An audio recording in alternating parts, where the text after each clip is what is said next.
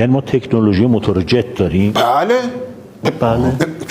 چه لب و لوچت رو اینطوری میکنیم؟ جمهوری اسلامی تو خیلی از مسائل داره با موتور جت و با سرعت بسیار بسیار زیاد حرکت میکنه.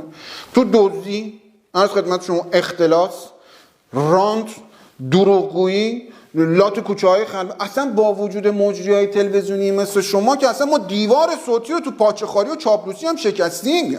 موتور جتایی داریم، ما خود جتی خبر نداریم. البته همه اینها در خدمت منگیات حضرت آقا مقام معظم هستش. میدونیم ما تو این زیر زمینا با موشک، شما هم تو برنامه‌تون با میکروفون. ما گنده میگوزیم، شما گنده میمالین آقای خسروی. بله. اما خب در رابطه با قدرت پهپادمون باید بگم که اینا میتونن مرزهای کشور رو کامل رد بکنن. مسافت‌های بسیار بسیار طولانی رو میتونن طی بکنن.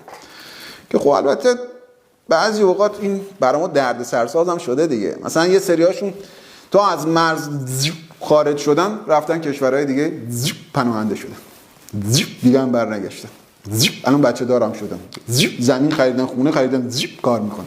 هر از گاهی یه پیام میدن که حالمون خوبه. میدونی چجوریه؟ بعد خواستم بگم که ما کجاییم و شرایطمون چیه.